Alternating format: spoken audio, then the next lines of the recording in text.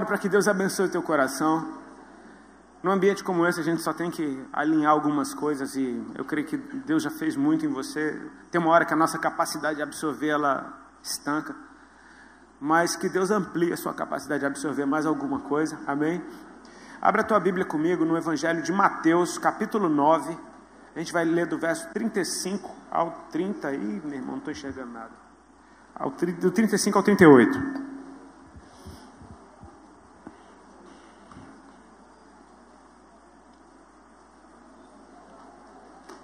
Mateus 9, a partir do verso 35.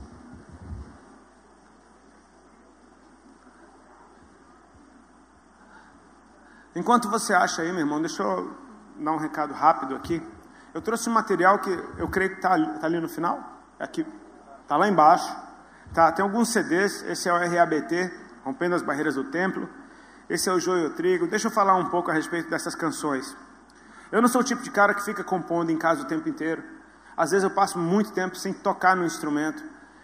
Eu prefiro ser inspirado por Deus e aí eu corro para algum instrumento para colocar para fora aquilo que Ele colocou dentro de mim.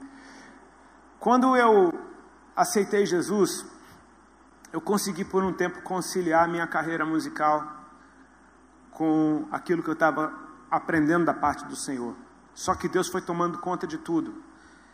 Até que chegou um ponto que eu só queria Ele, eu não queria mais nada daquilo, porque havia conflito, não era simplesmente uma coisa que dava para andar junto, realmente havia um conflito. E eu tomei a decisão de abandonar minha carreira para me dedicar ao Senhor. Eu não sabia o que eu ia fazer. Eu achava que a minha música, que eu cantando era pecado. Eu achava que minha voz era consagrada às trevas, eu achava que, enfim, Deus não queria nunca mais que eu abrisse a minha boca para entoar alguma melodia. Eu me constrangia de ouvir minha voz no retorno. Algumas crises que novo convertido tem. E naquela tarde, quando eu dei a notícia para o pessoal da banda que eu estava saindo, eu entrei em parafuso, porque eu pensei, cara, o que é que eu estou fazendo? Eu entrei numa crise instantânea, porque eu não tinha plano algum, eu não sabia fazer outra coisa da vida.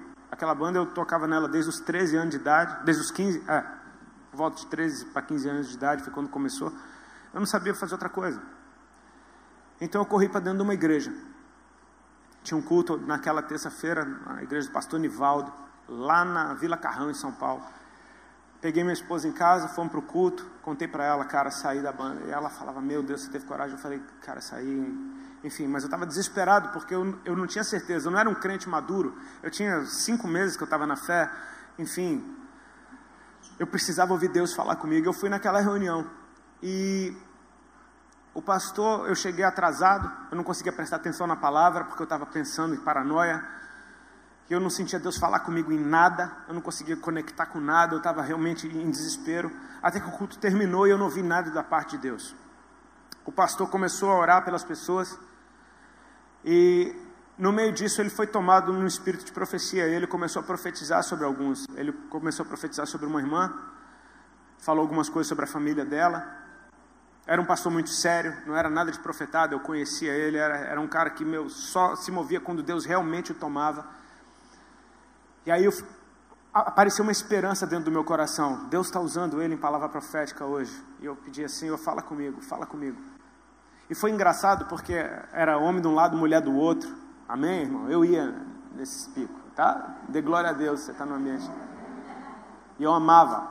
Eu estava do lado dos homens, minha esposa do lado das mulheres. Ele entregou aquela palavra para aquela irmã. Daqui a pouco ele apontou na minha direção. Ele falou, o irmão aí. Sabe quando dá aquele frio na barriga? Eu falei, meu Deus, cara. Eu levantei. Ele falou, não, é o irmão do lado. Eu falei, meu Deus do céu. Aí veio aquele balde de água fria, tipo assim, não é hoje.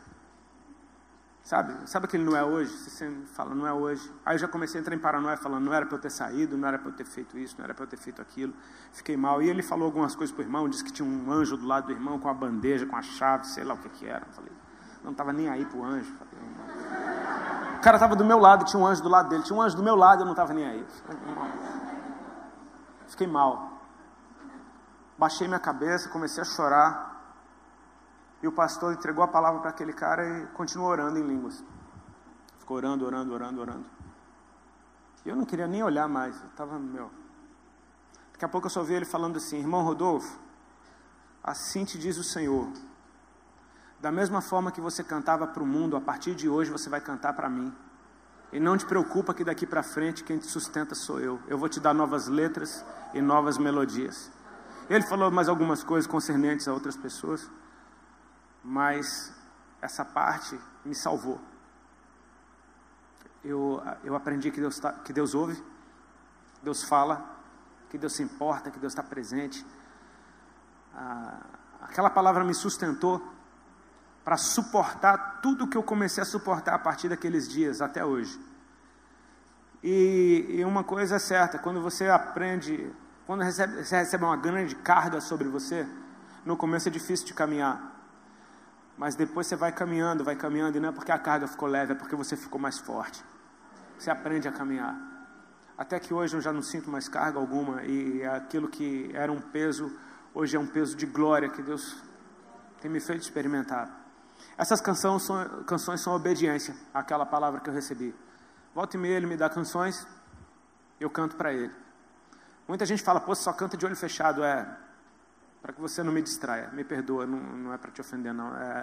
Eu quero me concentrar naquele para quem eu estou cantando.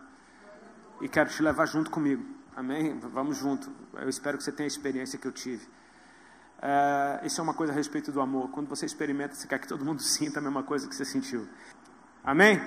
Nenhum amém, pelo amor de Deus. Deixa Deus te usar, meu irmão. Leva o CD, rapaz. Quando que ele fala, leva o CD. Todo mundo achou o texto, né? Mateus 9, a partir do 35. O texto diz assim, ó: Jesus ia passando por todas as cidades e povoados, ensinando nas sinagogas, pregando as boas novas do reino e curando todas as enfermidades e doenças. Ao ver as multidões, teve compaixão delas, porque estavam aflitas e desamparadas, como ovelhas sem pastor. Então disse aos seus discípulos: a colheita é grande, mas os trabalhadores são poucos. Peçam, pois, ao Senhor da colheita que envie trabalhadores para a sua colheita. Em outras traduções tem uma que eu gosto mais que diz: orem ao Senhor da seara. Peçam, orem, para que Ele envie trabalhadores para a sua colheita. Que o Senhor nos abençoe. Amém? Irmãos, a gente vive num tempo em que tem muita coisa em movimento na nossa nação, ao redor do mundo, mas a nossa nação está vivendo um tempo muito interessante. Eu creio que, de certa forma, não fique emburrado com o fato da nossa nação parecer que tem tudo como se fosse uma versão brasileira daquilo que é produzido na América ou na Europa. Nós recebemos o evangelho deles. Amém? Se você é bem tradicional e fala: eu gosto do tempo que era a harpa mesmo. Pois é, a harpa também é tudo tradução, é tudo versão. Desde ali, é tudo versão, cara. Fica tranquilo. E eu espero que você não se irrite com essas coisas que fazem parte da nossa história. Mas eu tenho visto, de uns tempos para cá, o Brasil encontrando a sua identidade nisso tudo. Sabe? E é muito legal quando você encontra a sua identidade no meio de algo que já estava pronto antes de você aparecer. Você não está revolucionando aquele negócio, mas este é você num tempo em que Deus te colocou em atuação, fundamentado em algo que já acontecia antes de você. Hoje mesmo eu estava no aeroporto e eu estava vendo propaganda numa loja e tinha uns caras tocando música sertaneja. Eu estava prestando atenção no violão do cara, me amarro em violão, e falando que violão chique. E olhando aquele cara que cantava música sertaneja, e ele em nada se parece com os cantores de música sertaneja de quando eu conheci música sertaneja, lá nos anos 80, anos 90. Chitãozinho Chororó, aquela galera Milionários é Rico, né? Aqueles caras bonitos. É bem diferente, é uns caras bem, tipo, maior cabelinho de barbeiro, altas barbonas iradas, todo tatuado, com as roupas coladas, tocando música sertaneja. Não tem nada a ver com o sertanejo. Mas você percebe que os sertanejos originais tiveram filhos. E os filhos, muitas vezes, eram filhos de pai rico, de fazendeiros ou de cantores famosos. Esses filhos foram estudar fora, foram para outros lugares, aprenderam, se vestiram com outras roupas, enfim. Mas as raízes continuaram. E eu nem acredito que eu estou falando bem de música sertaneja. É um milagre que está acontecendo isso aqui agora, em tempo real, a primeira vez na minha vida. Mas eu consegui ver beleza naquilo. De tipo assim, o cara é ele, funcionando no tempo dele, na identidade dele, mas em algo que já existia antes dele vir. O timbre da voz ainda é o mesmo. Se você fechar o olho, você sabe, é sertanejo. Eu só estou dando um exemplo para você, não estou te forçando a gostar disso não, eu só estou te dando um exemplo. A gente, essa é uma coisa da nossa nação. E eu tenho visto com bons olhos quando o jovem cristão brasileiro está encontrando a sua identidade. E muitas das canções que se cantam hoje na igreja, das mais relevantes, e você pode saber de qual que é. Se eu te fala 5 canções aqui agora, que são as mais tocadas na igreja, eu acho que todo mundo acerta 5. Porque são ministérios que se tornaram relevantes. O interessante é, eles não se parecem com gringos, eles se parecem com brasileiros adorando Jesus. E eu acho isso muito legal. Eu acho isso fantástico, ver gente na sua identidade, cantando o que está no seu coração, porque é uma chave que Deus deu para o coração dessa geração e desse povo. E eu acho isso muito legal. Gente com influência de MPB, adorando Jesus. Quando você achava que isso ia acontecer um dia? A gente ficava lutando para o rock entrar na igreja, de repente a MPB entrou e você nem viu. Você vê coisas, cara, eu vejo isso com bons olhos. A riqueza cultural da nossa nação está sendo redimida, amém? Deus é redentor. Eu lembro que eu congregava numa igreja lá em Balneário Camboriú, há muito tempo atrás, e foi um pessoal daqui de Salvador ministrar lá, eu acho que o nome era Tambores Remidos. Alguém conhece? Ungidos. Mudou o nome, era Remidos, né? Era Remidos. Cara, eu nunca fui fã de música baiana, de axé, dessas coisas. Mas eles começaram a tocar. Eu caí em lágrimas, meu corpo parou de me obedecer. E Deus me ministrou, eu estou redimindo a cultura. Tem beleza nisso. E sabe, quando eu vi aquela beleza, eu nunca mais consegui desgostar. Porque eu vi Deus redimindo cultura. Isso é muito bonito. A gente está no meio de um tempo e de uma geração que está vendo coisas novas, cara. E para quem acabou de nascer, tudo é novo. Você já percebeu como as crianças estão sempre empolgadas? Já viu como criança está sempre empolgada? Por quê? Porque está vendo uma coisa nova o tempo inteiro. Aquilo que para você já viu um monte de vezes, não tem a menor graça, a criança está vendo pela primeira vez, cara. Eu estava conversando com um irmão ontem, e eu falando que eu gosto de pegar onda e, se eu desaparecer, se você nunca mais me achar, pode saber que eu fui para o Havaí, que eu estou intocado lá. E eu falando do Havaí, porque começa a falar de Havaí, minha boca chega seca, meu olho arregala, eu fico estranho, parece que cheirou, tipo... E aí o irmão que estava dirigindo o carro falou, meu rolê é Disney, né? Por causa das crianças, pá. Eu fiquei até com dó dele, assim, né? Ele falou, meu rolê é Disney. Tipo assim, para um cara velho, para Disney, a não ser que ele seja fascinado pela Disney, tipo assim, não é um rolê para ele, é para as crianças que nunca viram. Para quem nunca viu, a coisa é, uau! E assim, nós somos uma nação muito jovem no Evangelho. De certa forma, todo mundo nessa nação é novo convertido. A igreja brasileira é meio que nova convertida. É muito pouco tempo e um crescimento absurdo. Em tão pouco tempo de um evangelho que começou a entrar nas áreas da sociedade, cara, nós saltamos de uns 10 milhões de cristãos há uns 10 anos atrás para uns 50 milhões hoje em dia. Cara, é bizarro. Eu concordo, nem metade disso funciona como deveria. Mas são números. Houve um crescimento. As igrejas estão abarrotadas. Você pode ir em qualquer igreja, hoje ela está entupida. Eu estou acostumado a ir para conferência o tempo inteiro, para ir para a igreja o tempo todo. Ontem eu estava numa igreja lá no Recreio, lá no Rio de Janeiro. Estava completamente entupida, exatamente esse cenário. Gente em pé nos corredores, gente sentada no púlpito porque não tinha onde pôr. Isso está acontecendo em todo canto. Quem ministrou durante o carnaval? Era isso em todo canto. O carnaval, meu irmão, o carnaval já mudou. Você acha que o carnaval ainda não mudou?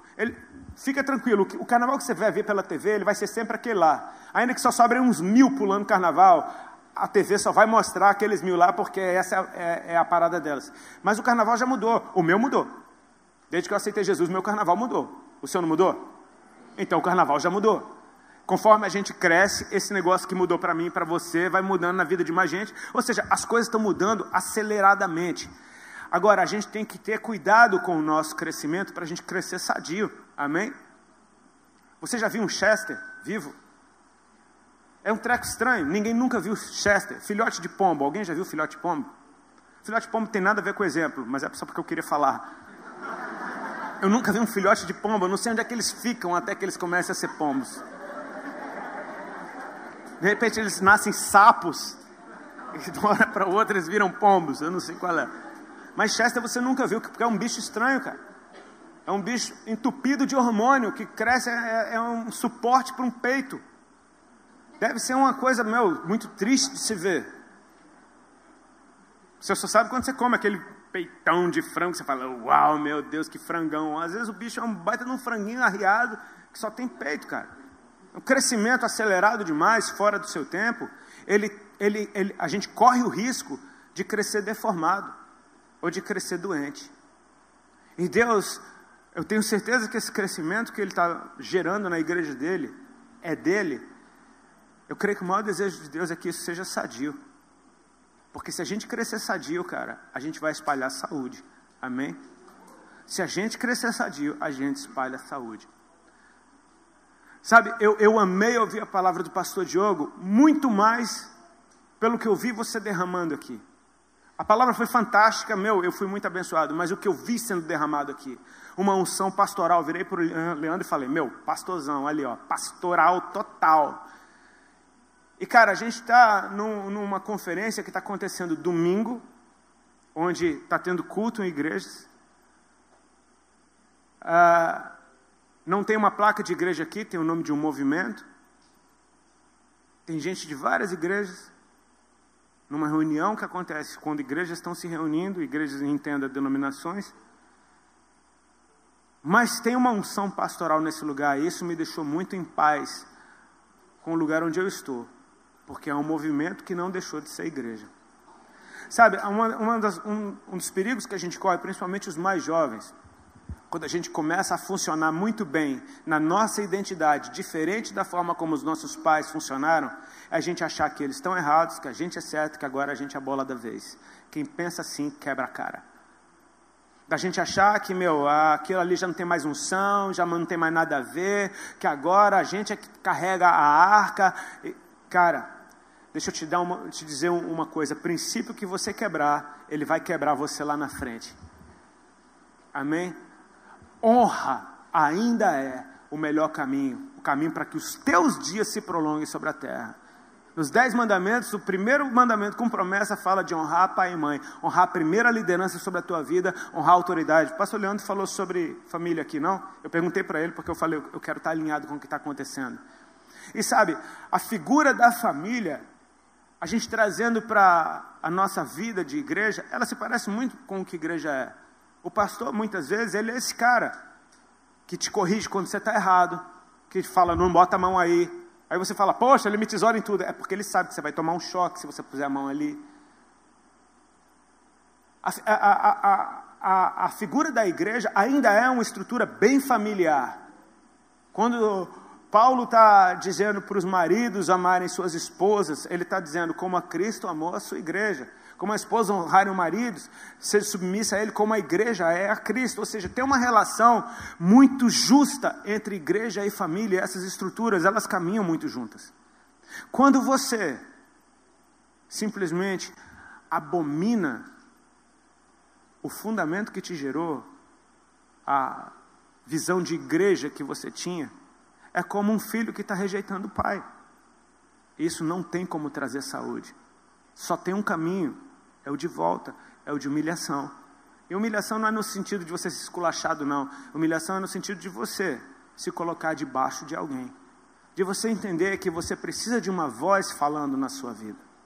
A gente está debaixo de um cenário maravilhoso, eu acho muito lindo. Tem alguns pastores aqui? Tem pastores aqui?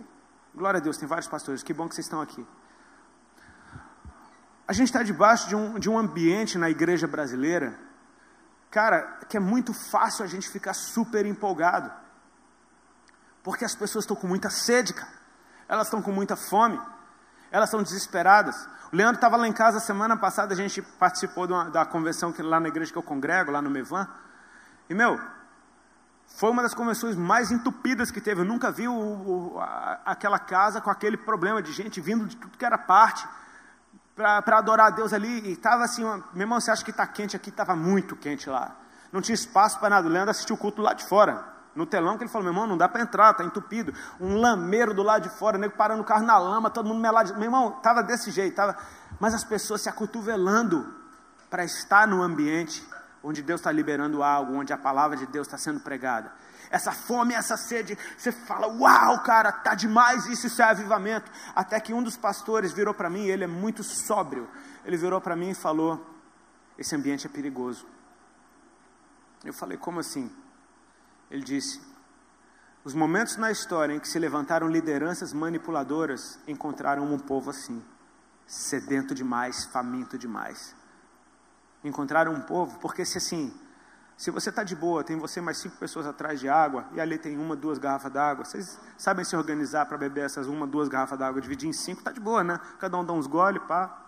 Quem foi maconheiro sabe dividir isso bastante, tranquilo, né? Mas se tem 1000 pessoas para 2 garrafas d'água, gera desespero, gera caos. E no meio disso pode se levantar alguém com lama e dizer, tem água aqui, e você bebe sem nem discernir o que você estava botando na boca. Ele falou, um ambiente como esse é perigoso porque as pessoas consomem qualquer coisa que você jogar. É que nem jogar boi num rio cheio de piranha, é que nem jogar boi num rio cheio de jacaré. Eles destroçam aquilo sem nem discernir o que estão comendo. Eu gosto de pegar onda, por exemplo. E lá no Havaí mesmo, tem bastante tubarão. É infestado de tubarão. Tem tubarão o tempo todo. Eu já vi tubarão lá, não gostei de ver não, mas tem. Volta e meia tem um ataque ou outro. Mas não é o tempo todo. E vou te falar, ninguém deixa de surfar porque tem tubarão lá.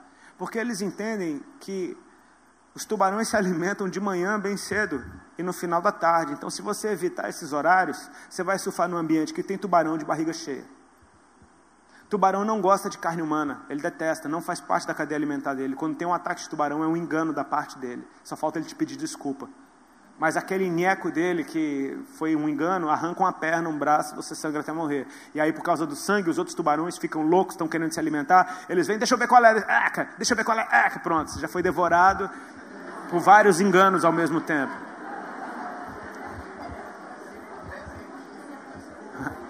Se pudesse ele pedia desculpa, ele falava, pô, foi mal, cara. Nem gosto. Tipo, tipo assim, não. Tinha um amigo meu que ele tinha um cabelo muito comprido, louro assim, cabelo oxigenado. Ele parecia uma mina, né? A gente estava uma vez num boteco, aí colou um cara nele assim e falou, e aí, gata, tá bebendo o quê? Aí ele virou pro cara e falou, você quer saber mesmo o que é que eu tô bebendo? O cara olhou para ele e falou, foi mal, brother. O tubarão era meio assim.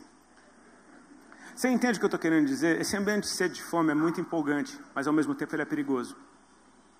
Então cabe a nós que estamos ministrando ter uma responsabilidade dobrada, triplicada, quadruplicada para passar saúde, para passar algo que seja realmente aquilo que Deus tem para dar. Amém? Exatamente aquilo.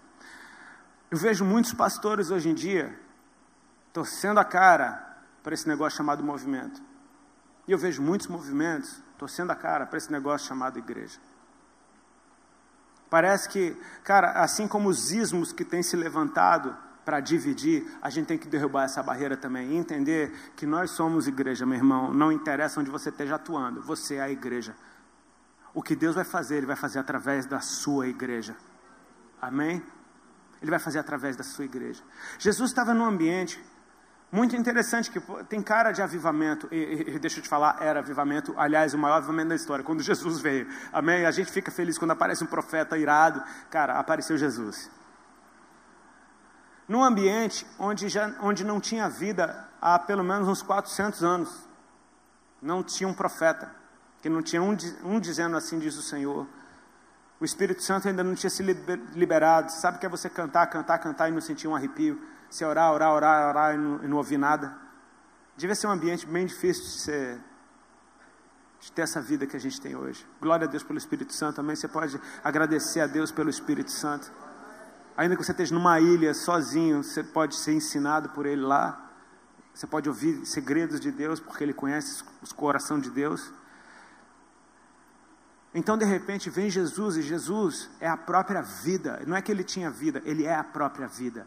Não é que ele tinha amor, ele é o próprio amor. Não é que ele tinha luz, ele é a própria luz. Amém? Vem Jesus, ou seja, o lugar está em ebulição, mas a luz, ela traz a luz sobre todas as coisas.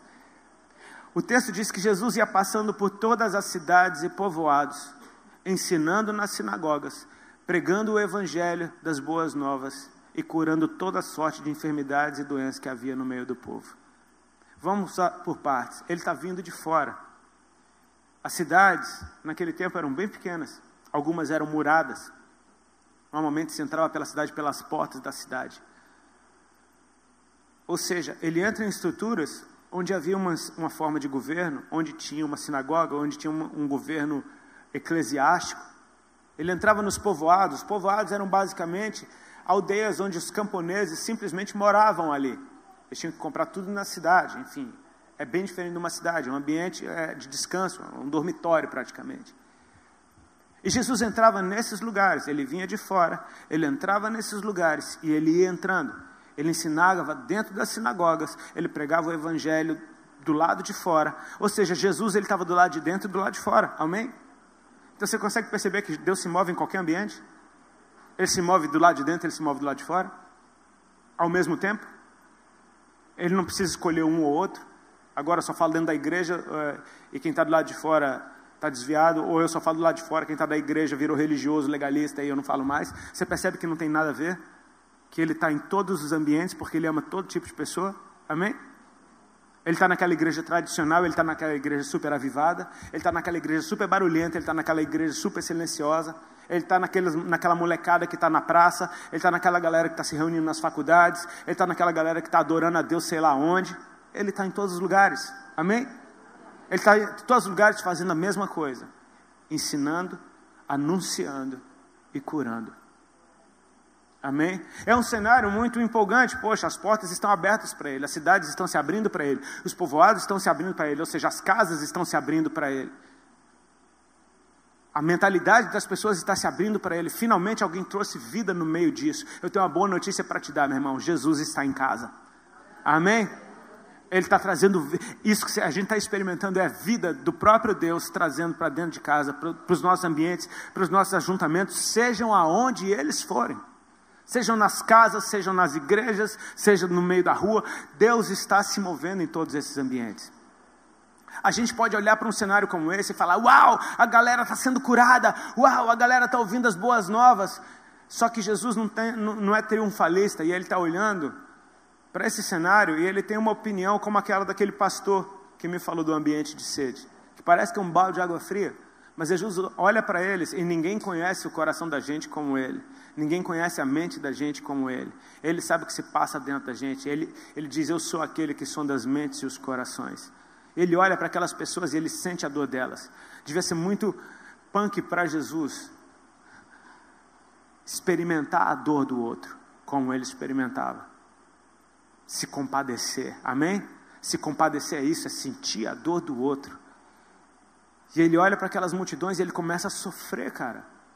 Porque ele não está simplesmente achando muito massa que elas estão vindo, ou fascinado com o poder que está fluindo dele de curar essas enfermidades, e dizendo, é isso aí, o evangelho está sendo pregado. Enquanto está todo mundo se alegrando com um cenário como esse, ele está sofrendo. Porque ele está experimentando a dor daquelas pessoas. Ele diz que aquelas ovelhas estavam exaustas e aflitas, como ovelhas que não têm pastor, como ovelhas que não têm. Vamos lá, gente, eu creio que tem uma forcinha dentro de você para falar essa palavra. Como ovelhas que não têm pastor. Sabe, quem não tem pastor, pense numa ovelha. Eu nunca vi uma ovelha selvagem. A ideia de ovelha, toda a ideia de ovelha que eu tenho, ela está num bando de ovelhas e tem um pastor cuidando delas. Talvez a imagem mais triste seja de uma ovelha fora desse contexto. Esse é um ambiente sadio para uma ovelha estar. Eu acho que Deus usou tanto o exemplo da ovelha, porque é um bichinho que não sabe se cuidar sozinho, cara. Ele precisa estar no meio de alguém como ele precisa estar sendo cuidado por alguém. Agora o interessante é isso, eu nunca fui em Israel, mas meus irmãos que já foram, eles contam que em alguns passeios eles te levam para ter uma experiência com pastores de ovelhas. E um deles me contou que ele chegou naquele lugar onde tinha aquele pastor de ovelhas e eles foram incentivados a trocar de roupa com o pastor, colocar a mesma roupa que o pastor estava usando, ficar com o mesmo cheiro dele. O pastor ensinava como é que ele falava com as ovelhas, o cara aprendeu, repete aí, repetiu, beleza. E aí aquele turista com a roupa do pastor, falando o que o pastor fala, ele falava com as ovelhas e não acontecia nada. Até que aquele outro pastor, o verdadeiro, totalmente descaracterizado, fazia aquele som e todas iam atrás dele. É bizarro como as ovelhas reconhecem a voz do seu pastor. Cara, quando a gente não tem uma voz nos guiando, a gente se perde. A gente não sabe se cuidar. E a gente fica solto, a gente adoece. A gente vai se alimentar de qualquer jeito, cara. De qualquer jeito. Se você está vivo, você se alimentou de alguma coisa. Amém? Agora é engraçado assim, ó, quando a gente nasce,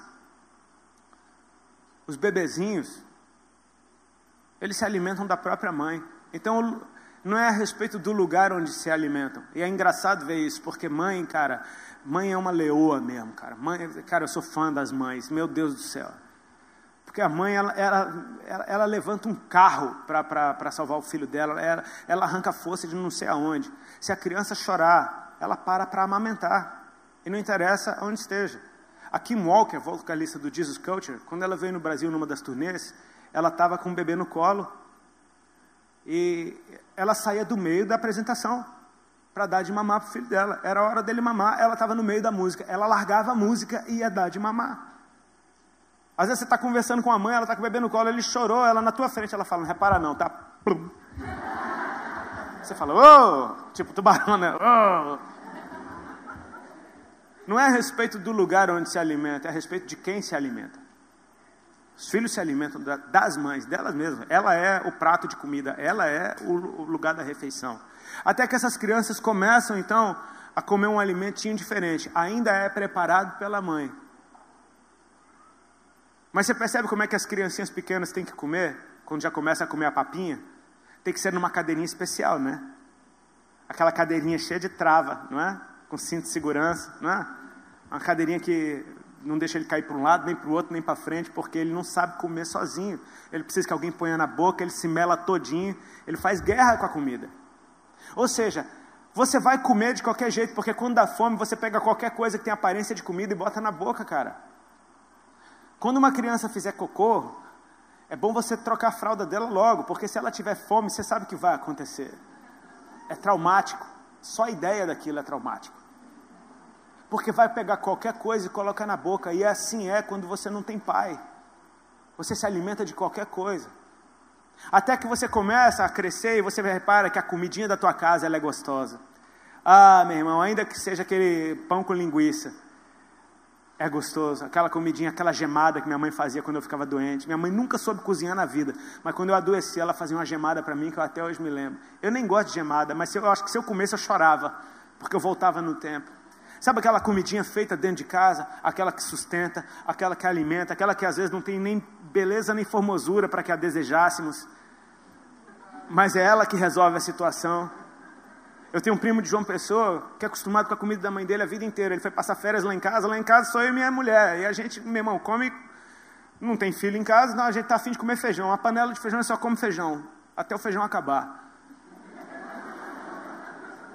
E o menino nunca tinha comido comida mexicana, nunca tinha comido comida japonesa. Ele ficou mal, porque, rapaz, se eu não comer arroz e feijão, não tem jeito, não. Eu falei, veio homem, rapaz. Deixa de frescura, come aí. Ele hoje está mais soltinho, cresceu, claro. Mas ele é acostumado com a comida de dentro de casa. E quem se acostuma com a comida de dentro de casa até pode aprender a comer outras comidas. Mas sabe a diferença que faz aquela que foi preparada dentro de casa. Se você se torna um adolescente daqueles que agora não quer, rejeita a sua casa, você rejeita o que está dentro de casa e vive do lado de fora, você vai se alimentar, mas você vai comer o quê? Você vai comer lanche, né, brother? Salgadinho, sanduba, pizza, é gostoso pra caramba, é ou não é? Agora, o que acontece com você se você só comer isso? Você adoece, cara.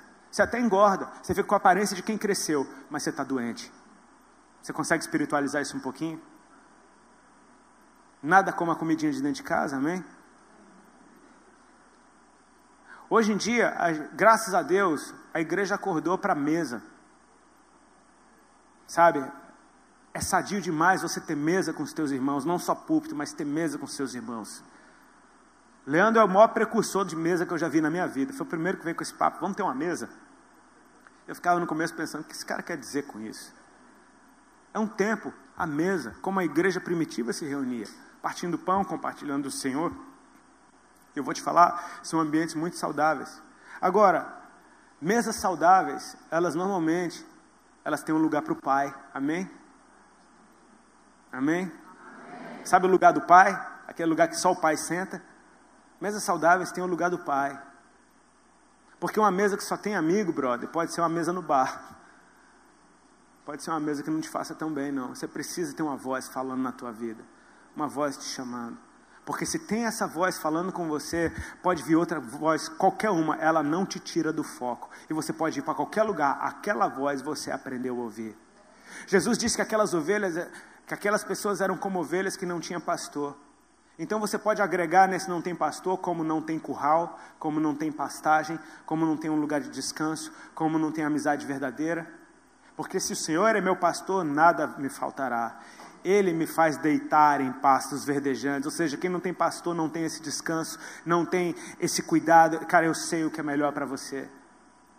Quem não tem pastor normalmente está avesso ao toque, está avesso a um abraço, está avesso a qualquer expressão de cuidado. Porque se está longe, é porque foi ferido em alguma área. Está cheio de pereba. Cara, eu estou com o dedão estourado. Eu não quero que nada toque no meu dedo. Eu botei band-aid e vim com um sapato que, tem um bico aqui que, meu irmão, pode cair um pneu aqui em cima, não acontece nada. Porque eu estou protegendo aquela área que me dói. Você está entendendo? Quando a gente está protegendo algo que te dói, quem já fez tatuagem aqui sabe, meu irmão, parece que é um imã. Todo mundo bate na tua tatuagem. Todo mundo encosta nela, ela está doendo, ela está queimando, e todo mundo... E aí, brother? Plá! O cara nunca te deu um tapa na... E aí, eu vou dar um tapa no rim dele hoje. Poxa, era justo onde tinha uma. E se alguém faz menção de que vai tocar numa área que me fere, você se arma, você se protege, você se defende. O cara fala, só ia te dar um abraço, cara. Fica tranquilo. Normalmente, quem não tem essa voz se torna agressivo também. E fica dando tiro para todo lado. E cara, se tiro para todo lado fosse solução, vamos sair matando todo mundo então. Não é. A ovelha que não tem pastor, ela não tem refrigério. Quem é que vai te guiar mansamente pelas águas tranquilas, se não o seu pastor? Para um lugar de silêncio, onde você aprende a ouvir a voz dele, onde só tem você e ele.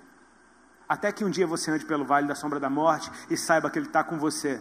Você só não está vendo, só não está ouvindo, mas ele está ali. Você consegue perceber isso? Que Jesus sentiu essa dor, ele está olhando para aquele povo desgarrado. Enquanto está todo mundo achando massa, ele está falando, cara, tem um problema aqui que precisa ser suprido. Então ele vira para os discípulos. Ele diz, a seara é grande, mas os trabalhadores são poucos. É engraçado porque de uma ilustração ele parte para outra completamente diferente. Ele está falando de uma ovelha que não tem pastor, daqui a pouco ele está falando de uma colheita. Sendo que ele está falando das mesmas pessoas. Ou seja, aquele que é a ovelha também é a colheita. Mas é engraçado porque se está faltando uma coisa para um, talvez esteja faltando uma coisa para outro. E normalmente aquele que vai trabalhar nessa seara, ele vai cuidar da raiz. Vai cuidar da base, vai cuidar do fundamento. Jesus está chamando alguém que vai cuidar do processo até que isso possa ser entregue para Deus. Sabe? Quando a gente cresce rápido demais, é verdade, a gente se espanta e os frutos começam a aparecer. Mas nem sempre os primeiros frutos são os melhores. Eles são fantásticos. Eu tinha um amigo que ele tinha um Jeep velho com a capota de lona e sempre chovia e entrava água ali. E uma vez o irmão dele foi levar a cesta básica numa comunidade e caiu uns feijões ali dentro. E foi muito engraçado entrar no Jeep daquele meu irmão e tá cheio de pé de feijão nascendo no tapete. Sacou? Você sabe que aquele feijão não ia vingar. Já tinha o grãozinho de feijão, mas não ia vingar. Sabe por quê? Porque aquilo não é lugar de feijão crescer. Ele só cresceu por um ambiente que momentaneamente estava favorável, mas não tinha raiz. Aquilo ali não ia durar. Era um pé de feijão nascendo no tapete de um carro, muito legal, meu, coisa de maluco mesmo. Você fala, cara, vai lavar esse carro, velho. Mas assim, a gente ouviu o pastor Luciano Subirá semana passada, ele falou um exemplo da vida dele. Ele dando o exemplo de que quando ele começou o ministério, Deus teve que dar uma freada nele. Porque se você não tem raízes fortes, os frutos vão ser seu inimigo. Quando eles vierem, eles vão pesar, e aí você cai. Se você não tem raiz, a sua altura, você cresceu tanto, vai ser o pior inimigo, porque qualquer vento derruba uma coisa que está comprida e sem raiz, sem fundamento. Jesus está nos chamando, porque nele convergem todas as coisas, amém, irmãos? Ele está na rua, ele está dentro das casas, ele está dentro da igreja também. Ele está operando tudo em todos ao mesmo tempo. Ele está querendo nos chamar para um tempo onde a gente possa ver a beleza nisso tudo. Onde a gente possa apreciar o meu irmão fluindo completamente diferente de mim e reconhecer, é de Deus. E não significa que ele está certo e eu estou errado, não significa que eu estou certo e ele está errado. Significa que o nosso Deus é tão fantástico que ele pode operar a mesma coisa em pessoas diferentes, de formas completamente diferentes, ao ponto de confundir todo mundo. Eu oro por uma geração saudável, cara, que vai aprender a ouvir. Amém? Aprender a ouvir. Aprender a ouvir não e entender que isso é amor. Porque Jesus disse, aquele que quiser vir após mim, negue-se a si mesmo, tome a cada dia a sua cruz e siga-me. Ele está falando de gente madura, tão madura a ponto de dizer não para si mesmo. Se você não consegue ouvir não de alguém, quem diria você dizer não para você? Se você tem aversão de um não, você nunca vai dizer não para você. Então você vai ficar procurando a vida inteira um Jesus que só diga sim para tudo que você faz, um Jesus anatômico, um Jesus que nada se parece com o meu Jesus, com o Jesus da Bíblia. Ele está nos chamando para um tempo em que a gente vai ter bons olhos, que a gente vai ter, a nossa boca vai falar do que o nosso coração está cheio, inevitavelmente, mas vai sair coisa boa dali. Amém? A seara é grande, meu irmão, e essa é uma hora da gente se animar com cuidado. Jesus está animado aqui, com cuidado. Ele está dizendo, a seara é grande, mas os trabalhadores são poucos. O cenário é lindo, mas existe uma carência, que agora não se trata só das enfermidades que eu estou curando. Quantos gostam de ver gente curada? Glória a Deus. Mas, pô, para ver gente curada, você vai ter que ver gente doente. Eu não quero ver ninguém doente. Eu preferia que não tivesse cura nenhuma. Se não houvesse doença nenhuma, não precisaria haver cura nenhuma. Essas ovelhas desgarradas estavam doentes, cara. E essa doença, se você não trata, ela se espalha. Eu tô querendo, com essas breves palavras, eu não vou demorar mais nem um pouco. Eu não vou dar aquele caô de pregador, estou terminando e demora mais meia hora, não. Não, terminei. Amém? No seco. Mas eu vim aqui só para te dar um recado. Ouça de tudo, retenha o que é bom. Honre aqueles que vieram antes de vocês. Posso dar uma dica para vocês? Quantos aqui congregam em outras casas? Eu não gosto de falar de outra igreja porque eu só conheço uma. Mas em outras casas. Quando você encontrar seu pastor, agradeça a ele por ele ter te liberado para estar aqui. Se ele te liberou, se ele te proíbe, eu não sei qual é o problema. Ah, tem muita gente proibida de estar aqui? Meu Deus do céu. Então confesse o seu pecado de estar adorando a Deus domingo à noite. Mas eu acho que tem que partir de quem ouviu. Amém? Honra. Dizer, pastor, eu não estava no culto lá porque eu quis ouvir meus irmãos que estavam se reunindo ali no hotel, e eu ouvi te falar, foi bênção, e o fruto disso foi, eu queria te dar um abraço porque você é o cara. Honrar tua família espiritual. Porque um revolucionário, meu irmão, que chega quebrando tudo, ele não traz paz, ele não traz saúde, não. Você tem que aprender a falar a mesma língua e mostrar que não tem nada de errado com a sua identidade diferente da deles. É só uma versão atualizada. Vocês estão fluindo no mesmo propósito, rumando ao mesmo caminho. E que Deus libere saúde sobre essa cidade, sobre você, sobre a sua igreja, sobre a sua casa, sobre o povo com quem você se reúne. Amém? que a gente possa viver os melhores dias que essa nação já viveu em termos de evangelho, que a gente possa ter congregações saudáveis, casas de luz que juntas são uma cidade de luz. Não é isso que Jesus disse? Vocês são luz no mundo, vocês são como uma cidade edificada sobre um monte. Ninguém acende uma candeia e coloca ela debaixo da mesa, mas no velador e ilumina todos que estão na casa. Começa com uma casa de luz, e quando elas estão juntas é uma cidade de luz. Agora, se uma casa de luz não se comunica com a outra, nunca será uma cidade de luz. Ele está nos chamando para a gente viver essa beleza do evangelho que é da nossa diferença, cara. Isso sim, mano, é diversidade, tá ligado? É de você andar com os coroas de terno à noite, com os maconheiros de dia, orando para os maconheiros se converter, amém? É de você andar com gente, tudo que é jeito, que ama Jesus. Não estou falando, não me entenda errado, eu estou falando do estereótipo. Eu estou falando de você conseguir ver a beleza nos teus irmãos, por mais diferentes que eles sejam. E sabe, aqueles que vieram antes de vocês, dê dupla honra para eles, cara. Eles pavimentaram o caminho para vocês chegarem. Concorde que a nossa geração é bem esquisita em relação a deles. Mas eu sou fruto da oração daquelas irmãzinhas de coque. Se a minha aparência assusta elas, eu vou rejeitá-las? Cara, elas me geraram em oração. Eu devo honra, ainda que elas não entendam nada. Tipo, pra que isso? Elas acham que essa tatuagem sai, meu irmão. Não sai, velho. Tipo assim, como é que você não tirou essa tatuagem para vir para a igreja hoje? Não sai. Mas entendeu o amor de uma mãe espiritual tendo dores de parto para gerar uma geração como você? Filho, a gente não escolhe a cara que vai ter. Ele sai, você vai ter que pegar no colo e chamar de lindo. Amém? Pai, mãe, a gente não escolhe também não. Mas são eles que nos ensinaram a caminhar, nos alimentaram e nos puseram no rumo. A gente deve dupla honra. Se coloca de pé, por favor, a gente vai orar.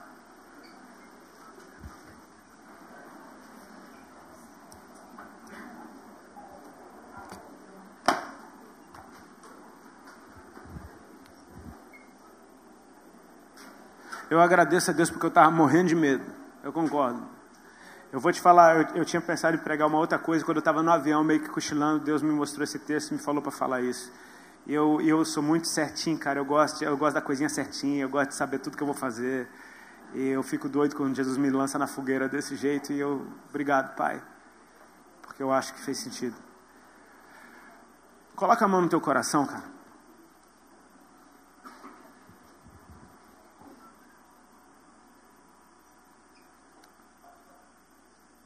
Jesus está olhando para você. E Ele sente a tua dor. Ele nos deu ferramentas para sobreviver. E não simplesmente sobreviver, para viver uma vida em abundância.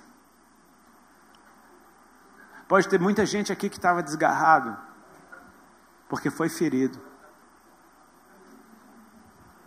Então perdoa. Ele te deu essa ferramenta.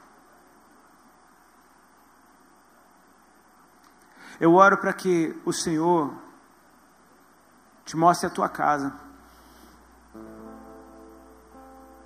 Quando Ele libertou aquele endemoniado na terra dos Gadarenos, o cara queria ir embora com Jesus porque ele encontrou um lugar, alguém que o amou. Aquele povo rejeitava ele tanto que estava rejeitando até Jesus que o libertou. E aquele homem pede: Jesus, deixa eu ir contigo. E Jesus fala: não. Tem um lugar maravilhoso para você aí, cara. Vai para a tua casa. Vai para os teus. E lá você conta com grandes coisas que fez o Senhor. Lá você vai ser aceito, fique tranquilo. Você tem casa. Quando o filho pródigo se toca da besteira que ele fez, do prejuízo que ele causou na família, da tristeza que ele causou no coração do pai, e quando ele está na roubada, ele não faz um plano C. Ele se lembra da bondade do pai. Ele diz: na casa do meu pai até os trabalhadores têm fartura de pão. Eu estou aqui padecendo necessidade. Eu vou voltar para a casa do meu pai. Nem que seja como um trabalhador, mas aquele é o melhor lugar do mundo. Maturidade, meu irmão, é estar em paz com a sua casa. Eu não sei por que eu estou falando isso, mas ouve aí. O pastor ainda me deu um sinal maravilhoso quando ele falou dos discípulos no caminho de Emaús. Quando Jesus morreu, Eu fico imaginando o que aconteceu na cabeça daqueles discípulos. E sabe, eu consigo até ter misericórdia deles. Porque muitas vezes é difícil andar com o nosso irmão mesmo, cara. Tem gente que você anda junto porque é por Jesus, tá? Mas se Jesus não estiver mais ali, talvez você nunca mais olhasse na cara. Talvez no coração deles tivesse tipo, ok, andar com Pedro por causa de Jesus tudo bem, mas ficar aguentando aquele mala agora sem Jesus eu não vou ficar não. Judas, aquele corrupto, Pedro, aquele hipócrita que disse que ia morrer com ele quando estava lá negando ele. Você tem pedra na mão para jogar em todo mundo se você quiser. Eles conheciam a palavra do jeito deles. Então Jesus, por misericórdia, porque Ele ama a todos, Ele vai atrás daqueles dois doidos e deixa eles pregarem. Vai, me prega aí, Fran. Fala aí do evangelho para mim, me conta aí do que é que vocês estão falando. E os caras são revolucionários. Estamos indo fazer o nosso corre. Nós andamos com Jesus, sabia? Esse homem que era profeta. Sério, ele era profeta. Era profeta, era.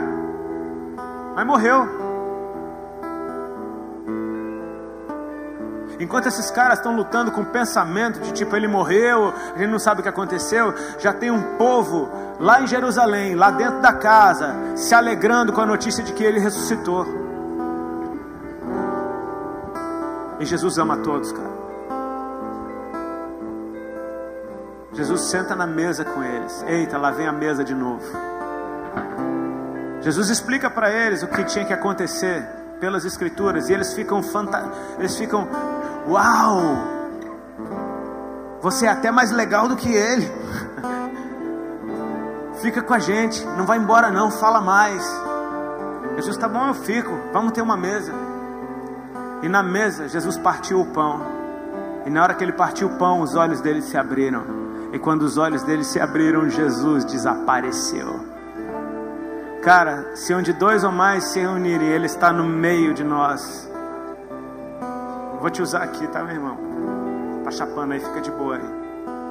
Nós somos os discípulos no caminho de Emaús. E a gente está reunido e Ele está no meio. E aí Ele parte o pão. E agora eu vejo que é Ele, mas Ele desaparece. Agora eu só vejo você. Cadê os outros? Vem cá, teu coração não ardia quando Ele falava? Ardia. Então toca para Jerusalém, brother. Vamos ficar com nossos irmãos. Vamos voltar para casa. Vamos voltar para o lugar da promessa. E sabe onde o Espírito Santo caiu? Estavam todos reunidos no mesmo lugar. É ali que vem o selo. É na comunhão. É nesse relacionamento justo, onde nós temos tudo em comum. Ele está falando com alguém aqui nessa noite. Eu não quero te expor, mas aí onde você está, fecha os teus olhos, curva a tua cabeça. Eu quero falar para você que estava desgarrado, você que sabe bastante, que conhece a verdade, você que foi incompreendido pelos outros, foi ferido, foi injustiçado. Eu quero falar para você: volta para casa. Honra teu pai e tua mãe. Honra quem te gerou na fé. Porque isso vai liberar saúde para a tua vida. E não só para você, mas para todos que vierem depois de você. Pensa que sobre os teus lombos já tem governo. Já tem uma geração que te vê. Você vai ser referência para alguém. Você vai ser influência, boa ou má. É o influence movement, né? Você vai ser influência sim, boa ou má. Jesus disse para Maria: avisa para os discípulos e para Pedro que vão para Galiléia e lá eles me verão. Pedro era o cara que tinha revelação, era o cara que Jesus disse: tu és a pedra sobre a qual eu edifico a minha igreja. Então eles chegam na Galiléia e Jesus não está lá, eles não vêm. Pedro é uma referência para aqueles jovens. Pedro é uma influência. Então Pedro tem uma ideia por ele mesmo, fala: vou pescar. Sabe o que aconteceu? Todos os outros falaram: nós vamos contigo também. Meu irmão, já tem gente te olhando e se movendo igualzinho você.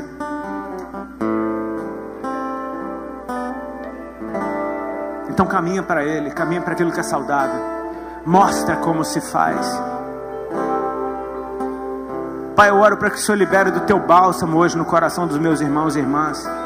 Eu oro para que o Senhor venha curando todas as feridas, que o Senhor venha fazendo algo transformador de dentro para fora, que saia a luz de dentro da gente, Senhor. Eu oro para que o Senhor ative essa característica da nossa personalidade, contestar, de perguntar, de pensar, tudo isso é muito bom, mas que a gente possa canalizar isso sempre com honra, saúde e para o bem. Eu oro para que o Senhor nos ajude a ajudar e nos ajude a ser ajudados. Dê-nos humildade, Senhor. Nós te pedimos, libera a humildade dentro de nós agora, para entender que existem vozes que falam ao nosso coração, e existe uma voz que o Senhor colocou sobre a nossa vida, e essa voz vai nos ensinar a descansar, vai nos ensinar a comer, vai nos ensinar o lugar seguro, vai nos ensinar a ter refrigério.